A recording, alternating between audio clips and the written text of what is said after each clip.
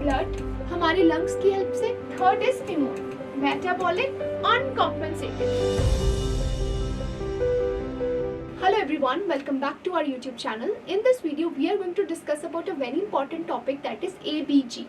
What is ABG? ABG stands for the arterial blood gas analysis. जो भी patients ICU में admitted होते हैं या फिर जो वेंटिलेटर पेशेंट्स होते हैं, उनका जो ब्लड सैंपल लिया जाता है, it is arterial blood gas analysis. अब क्यों किया जा रहा है? अब किसी का आर्टीरियल सैंपल ले रहे हैं, that is the reason we want to know that how well the body is being oxygenated, how well the metabolic and the respiratory system are working well to maintain a acid base balance inside the body. हमारी body के अंदर एक acid base balance कैसे maintain हो रहा है? हमारी kidneys की हेल्प से, हमारे लंग्स की हेल्प से, एंड उसी बैलेंस को चेक करने के लिए, उसी की वैल्यू को इंटरप्रेट करने के लिए we do a ABG.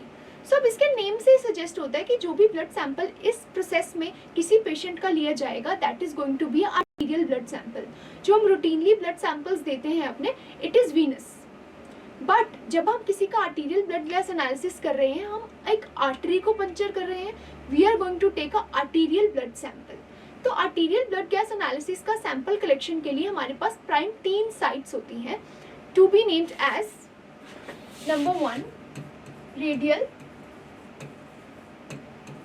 Brachial, third is femoral.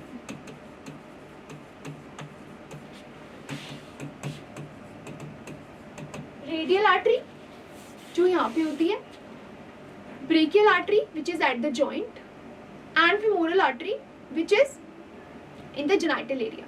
तो क्योंकि उसकी लोकेशन ऐसी है, तो femoral artery due to the increase risk of infection, so we have prime 3 sites, radial, brachial and femoral, right? So to be named as they are radial, brachial and femoral. ये तीनों arteries की site है, इन्हीं को puncture करके sample collection किया जाता है। Whenever we have to take a femoral sample of the patient, we have to be very cautious, क्योंकि एक ऐसी साइट है जहाँ पे ब्लीडिंग की रिस्क तो हाई है, बट इन्फेक्शन की रिस्क भी उतनी ही हाई होती है। So you have to take some necessary precautions. But इस वीडियो में हम डिस्कस करेंगे कि किसी पेशेंट का एबीजी की वैल्यूज को हम इंटरप्रेट किस वे में करते हैं। सो whenever we are going to do the analysis of the blood gas of a patient, we are going to check the 4 parameters. That is pH. Normal pH is 7.35 to 7.45. Partial pressure of carbon dioxide 35 to 45 mm of Hg. उसके बाद हमारे पास क्या आता है? Bicarb. Bicarb की normal value होती है 22 to 26 milli equivalents पर litre. And if we talk about the partial pressure of oxygen, it is 80 to 100 mm of Hg. हमने ये 4 पैरामीटर्स को असेस करना है, pH, PCO2, PO2 and bicarb. इन सब की आपको normal value first of all पता होनी चाहिए। उसके बाद हमारे पास 2 डिरेंजमेंट्स आती हैं on the basis of this pH। अगर किसी के pH की नॉर्मल वैल्यू 7.35 से कम है या 7.45 से ज़्यादा है, दोनों ही एबनॉर्मल कंडीशंस हैं। I will explain that now. So if a patient has a pH of 7.35 and 7.45 as normal, जब pH 7.35 से लो जाएगा, that condition will be called as acidosis, and when this pH is increasing, it is high, then it is called as alkalosis। ठीक है? जब pH की value लो है तो patient को एसिडोसिस है, एंड जब pH की वैल्यू हाई है तो पेशेंट को एल्कलोसिस है। Low means acidosis, high means alkalosis. This is the first concept you need to know. तो जब भी आपको किसी पेशेंट का एबीजी मिले, सबसे पहले उसमें क्या असेस किया जाता है? pH। अगर pH लो है तो एसिडोसिस, अगर pH हाई है तो एल्कलोसिस। Got it? अब हमें कैसे पता चला कि पेशेंट को एसिडोसिस है कि alkalosis? Based upon the pH। अब ये दोनों ही कंडीशंस आगे फर्दर कैटेगराइज्ड है, या तो एल्कलोसिस रेस्पिरेटरी ओरिजिन का होगा या मेटाबॉलिक ओरिजिन का होगा। दो ही सिनेरियो है, या तो पेशेंट को रेस्पिरेटरी एसिडोसिस है या पेशेंट को मेटाबॉलिक एसिडोसिस है।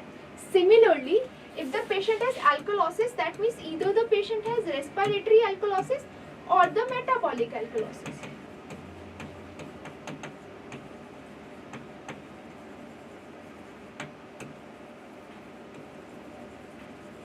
अब हमें यही इंटरप्रेट करना है कि on what basis we classify it as respiratory और metabolic।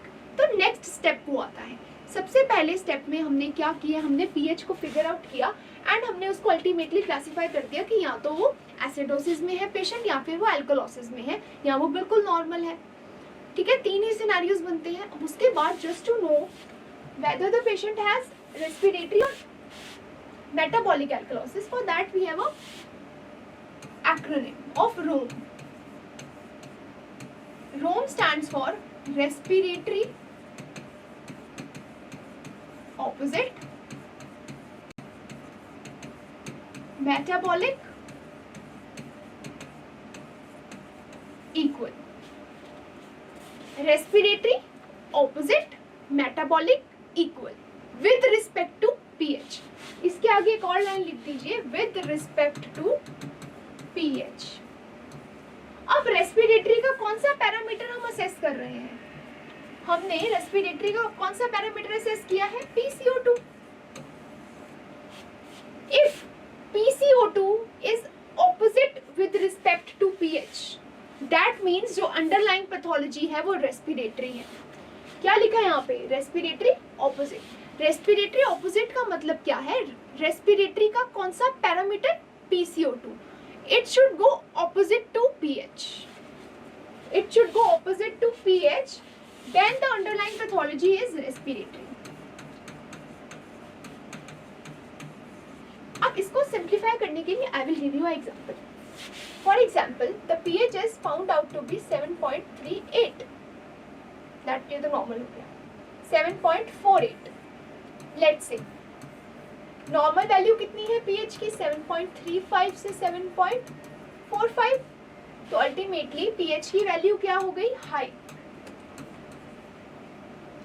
एंड जब आपने पेशेंट का PCO2 लेवल एनालाइज किया तो it came out to be 30 mm of Hg। अब नॉर्मल PCO2 लेवल कितना है? 35 to 45 mm ऑफ Hg। तो अल्टीमेटली इट इज लोअर, क्योंकि रेस्पिरेटरी पैरामीटर के और pH पैरामीटर के एरोस ऑपोजिट डायरेक्शन में जा रहे हैं। That means the patient has what? Respiratory alkalosis. Patient को क्या है? रेस्पिरेटरी एल्कलोसिस है। इससे हम ये इंटरप्रेट करते हैं। I will again explain this. For example, pH is 7.48, PCO2 level is 30. So if it is higher, that means the patient has alkalosis. And if it is lower, that means the patient has some respiratory problem. जब भी pH के और PCO2 के arrows opposite जाएंगे, then the condition will be respiratory, चाहे वो acidosis हो चाहे वो एल्कलोसिस हो। Fine. Now this was respiratory opposite. Now what is the meaning of this metabolic equal? Metabolic equal का मतलब है अगर pH बढ़ेगा तो बाइकार्ब बढ़ने चाहिए, तब वो मेटाबॉलिक पैथोलॉजी है। Now what is the meaning of metabolic equal? Metabolic equal का मतलब होता है, suppose pH is 7.30 and bicarb is 20, तो दोनों ही क्या है? लोअर एंड पे है। दैट मीन्स पेशेंट को क्या है? Metabolic acidosis. अभी तक हमने सिर्फ ये देखा है कि किसी को मेटाबॉलिक एल्कलोसिस है कि रेस्पिरेटरी एल्कलोसिस है। हम कैसे पता करेंगे? सबसे पहले हम पेशेंट का pH देखेंगे, जो भी पैरामीटर्स हमें गिवन है हम उसको एनालाइज करेंगे and on the basis of ROME we will interpret कि उसको पेशेंट को रेस्पिरेटरी प्रॉब्लम है या मेटाबॉलिक प्रॉब्लम है। Just to recheck what you have learned, I give you a question for that. For example, if the pH is 7.30 and bicarb level is 16, interpret it. How do you interpret it? And the CO2 levels are 38.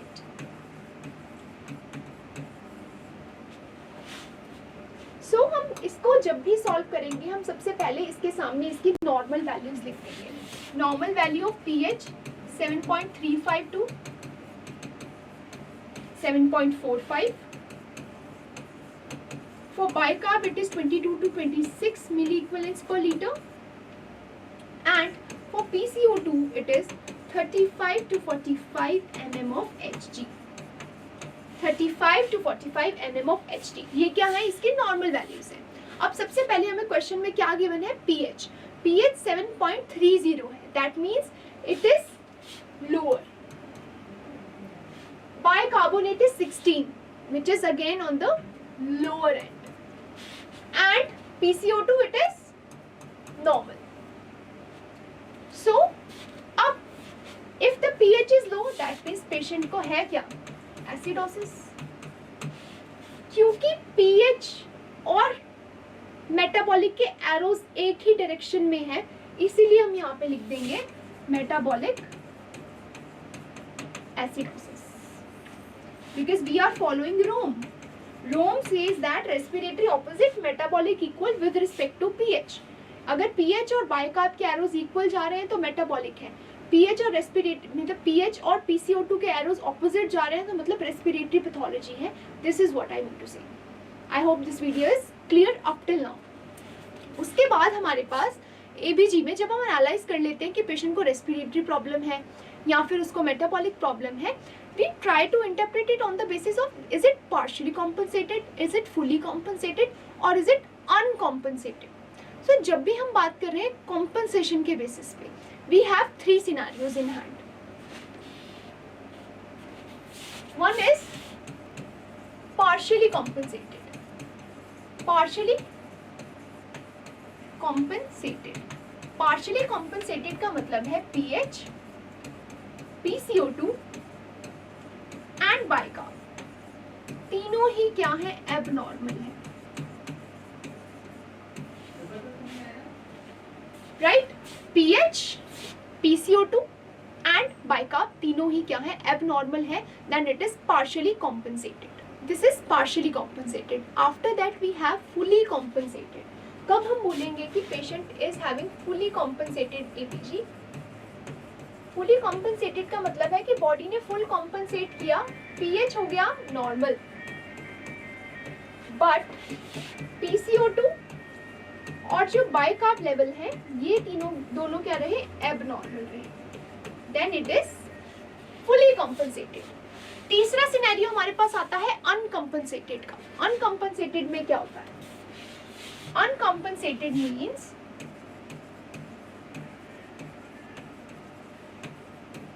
अनकॉम्पेंसेटेड का मतलब होता है pH is abnormal and HCO3 और PCO2 में से कोई एक चीज बिल्कुल नॉर्मल है. ईदर ऑफ द HCO3 और PCO2 एक चीज नॉर्मल है और pH एबनॉर्मल है, then it is uncompensated blood gas analysis. So अभी तक हमने क्या पढ़ा? We studied how to classify it as acidosis and alkalosis. Next step was to classify it as कि वो रेस्पिरेटरी पैथोलॉजी है या फिर मेटाबॉलिक पैथोलॉजी है. जब आपने उसको भी क्लासीफाई कर लिया, उसके बाद हम क्लासीफाई करते हैं is it partially compensated, is it fully compensated, is it uncompensated. Partially compensated का तो कंसेप्ट ही क्या है? तीनों ही चीजें अब नॉर्मल होंगी, pH, PCO2 और HCO3. बट फुली कॉम्पेंसेटेड में pH नॉर्मल है, बाकी दोनों चीजें अब नॉर्मल है.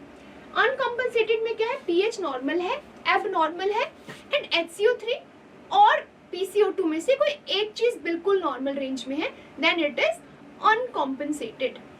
Now to illustrate what we have studied, I will give you one last question to solve. That is, so this is an example. If the pH is 7.2 pH 7.2 है, normal pH पहले लिख लीजिए कितना होता है 7.35 to 7.45। अब वो 7.2 है, that means it is low. PCO2 की नॉर्मल वैल्यू कितनी होती है 35 to 45 mm of Hg। Now it is 70, that means ये क्या है इंक्रीज्ड है। सो पीएच लो है, इसका मतलब क्या है कि पेशेंट को है तो एसिडोसिस अनडाउटेडली। ठीक है, पेशेंट को सबसे पहले लो पीएच होने की वजह से पेशेंट को है क्या एसिडोसिस, नंबर 1। आफ्टर दैट अब उसका PCO2 बढ़ा हुआ है, bicarb is normal and this is also decrease, but interpretation में हम इसको इतना कंसिडर नहीं करते हैं तो हम इसको इरेज कर देंगे, we will erase it, right. So it अब दो चीजें अब नॉर्मल है, एक चीज नॉर्मल है, दैट मीन्स ये पार्शियली कंपनसेटेड तो नहीं होगा। सो सबसे पहले क्योंकि पीएच और PCO2 के एरोज ऑपोजिट जा रहे हैं, दैट मीन्स पेशेंट को क्या है रेस्पिरेटरी एसिडोसिस है। पहले तो पीएच लो था तो उसको एसिडोसिस था, अब क्योंकि रेस्पिरेटरी और पीएच के एरोज ऑपोजिट है, that means the patient has respiratory acidosis. Now what we have studied in the last slide, we have studied जब इन दोनों में से कोई एक चीज नॉर्मल होगी, ठीक है, कोई भी एक चीज नॉर्मल होगी, that means it is uncompensated, right, that means it is uncompensated. So the interpretation of this question comes out to be uncompensated respiratory acidosis। Acidosis क्यों, क्योंकि पीएच लो था, क्योंकि पीएच और PCO2 के एरोज ऑपोजिट जा रहे थे इसलिए वो रेस्पिरेटरी है, एंड पीएच एबनॉर्मल है एंड PCO2 में से और HCO3 नेगेटिव में से एक चीज नॉर्मल आ गई, that means it is uncompensated. Uncompensated respiratory acidosis comes out to be the answer. So this is how you have to solve the ABG questions। जितना ज़्यादा प्रैक्टिस करेंगे but you have to just learn the concept कि partially compensated में तीनों चीज़ें abnormal होती है, fully compensated में पीएच नॉर्मल होता है एंड अनकॉम्पनसेटेड में पीएच एबनॉर्मल है एंड HCO3 और PCO2 में से कोई एक चीज़ बिल्कुल नॉर्मल होगी। This is how you have to do the ABG analysis। I hope this video was informational for you। Subscribe for more।